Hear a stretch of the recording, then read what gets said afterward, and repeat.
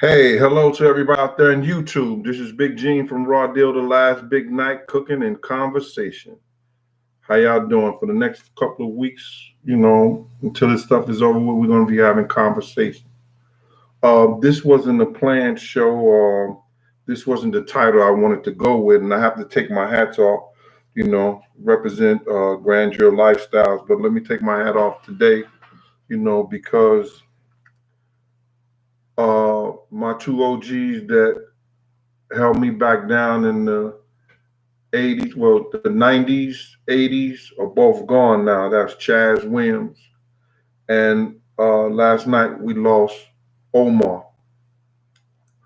Omar made the introduction to Chaz Williams to me. And I'm going to tell you a little bit about Omar. Um, some of you guys are not going to, want to be interested in this, but, he was a hustler's hustler, and he was a gentleman. He was Freddie Myers' lieutenant. If you went to see the Freddie Myers show, he talked about Omar heavily in there. We lost him to the coronavirus. I was just supposed to cook for him in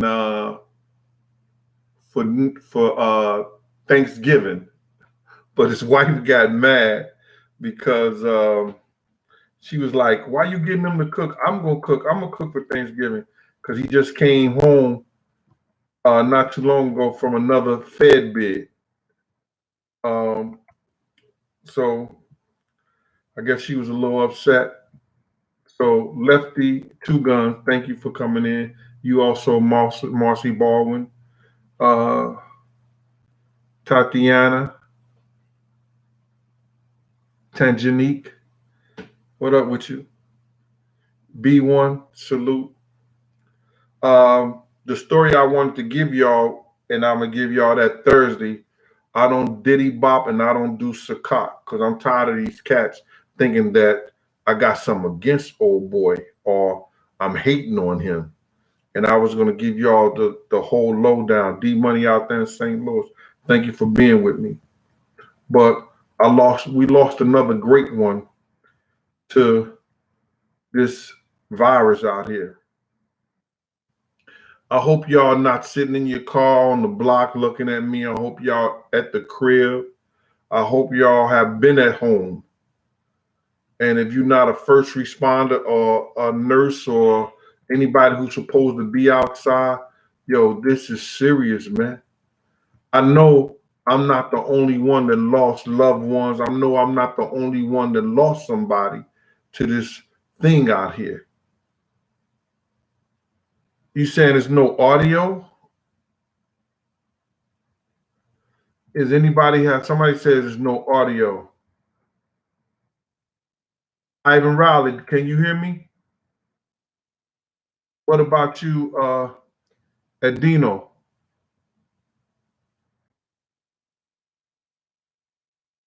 D Harris, what's up? Can you hear me? Somebody give me a response. D Money, can you hear me?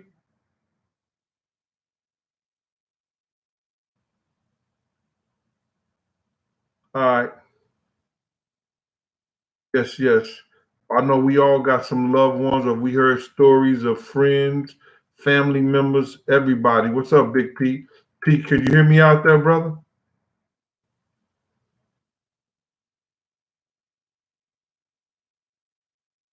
Okay, thank you, man. I'm just trying to get that straight. I don't mean to interrupt y'all because I can't be right down here. I can't be down here long, man. So, I ain't mean to interrupt y'all. I ain't mean to interrupt this, what I got to tell y'all about that. Well, let me just tell y'all something about Omar. If y'all ever seen the Freddie Myers, and go watch the Freddie Myers story, it's on YouTube. He talk about his hustlers. He had it wasn't a hustler in Harlem, not Nicky Barnes, not none of them. You let all these people tell you the stories that made more money than Freddie Myers. Freddie Myers was the man. he ran Harlem. And like a couple of fellas said, they OGs was locked down with him in the Fed joint. And he did like 28 to 30 years in the Fed joint. And they said he ran the Fed joint right where he was at. He ran it just like he ran the streets. But one of his best lieutenant, Fred Jenkins out there in Chicago. Let me shout out to, Omaha, Nebraska again, and Jason Lawrence. I'm going to give the people what they want, brother, but not today. Shout out to you out there in Long Island, my brother. Omar worked for Freddie Myers. If anybody don't know Freddie Myers, go check out the story, because you get it from a real OG, a real somebody who was out there who did his time. Freddie Myers is the man who sent the people to rock Puff father to sleep. This is what he told me. And since I lost my OG, I can say it right now. Freddie Myers said he told the people who brought Puff father into the game, yo, y'all handle that. He got to go. And Freddie Myers was the man that was going to tell Puff himself when he came home. Because as I said before, Russell Simmons, who everybody thought, oh, Russell Simmons started Def Jam and everything about the music business stuff. Freddie Myers had a record company that Russell Simmons worked for him before Russell Simmons had Def Jam. And Freddie Myers told me himself that he used to run Russell Simmons used to go to the store for him.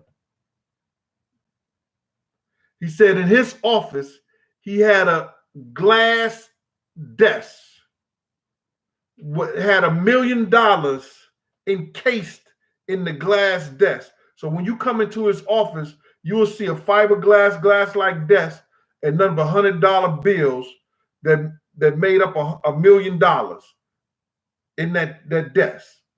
So Russell Simmons learned his business from Freddie Myers and them, because that goes all the way back from the OG who got life without the possibility of parole, and he had all those groups back in his day, and he even taught Chaz the business when Chaz went to the Fed joint, and his name escapes me right now, and I'm a doodle it in my mind so I could remember, but I think his name was